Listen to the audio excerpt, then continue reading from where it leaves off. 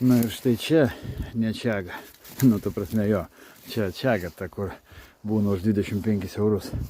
Atsimenat, rodžiau šią. Jeigu ją sumalė, tai pagal savo konsistenciją tie milteliai nieko nesiskiria nuo čiagos.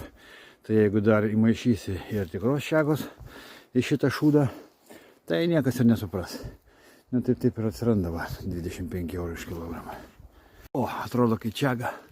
Bet čia yra ne čiaga, čia yra arba vyšnė, arba slyva. Ir aš nesuprantu iš tikrųjų, čia yra daug šitų medžių, tai čia įtariu kažkada tai šitame miške gyveno vikingai. Ir iš toli priėjau pasižiūrėti, kas čia. O čia žiūrėkite, bėga sakai. Blemba, skanumėlės. Atsimenat vaikystį, kramtoškį šitą. Tai kaip dydžio. Oi, niam. O, ar sunku pamatyti čiagą? Ne, čiagą pamatyti nesunku, net ir tamsiame miške, net ir prietemoje, todėl kad jos ta švytinti juoduma tiesiog pritraukia akį. Čia dar didelis klausimas, kas ką pamato, ar tu čiagą, ar čiagą tada, nes jos tas tamsumas, ta juoduma, jinai kaip kokia juodoji skylė pritraukia, kaip kosminė antimaterija kažkokia, tai kaip viską matanti akis. Tiesiog šviečia jinai toje tamsoje, tas juodumas. Tai todėl jums iš karto jinai kris į akį. Štai. Čia nedidelė jinai. Visiškai dar tik tai pradėjusi formuotis.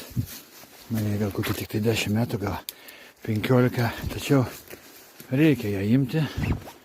Todėl kad galbūt kažkam tai sveikatai.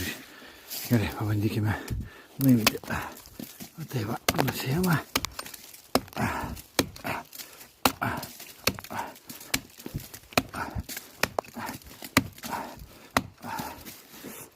Nebijokime, beržų mes nežalojame. Taip, įsiskaptuokite šitą grybieną.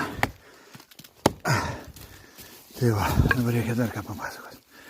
Laikykite čiagą būtinai atokiau, geriau visiškoj tamsoj. Todėl, kad matote, jinai čia aklinai juoda, o čia jinai yra šviesi. Kodėl taip gaunasi? O todėl, kad čiaga apsisaugo nuo tiesioginio saulės spindulio. Juoda spalva būtent nepraleidžia ultravioleto ir taip jinai apsaugo grybieną. Kaip ir negrai, kodėl jie Afrikoje juodi? O todėl, kad jų saulė nesuvalgytų. Tai taip šitas grybas irgi taip gina save. Taigi namie, kai laikysite, laikykite visiškoje tamsoje. Todėl, kad jinai grybas šitas bijo tiesioginės, bijo šviesos.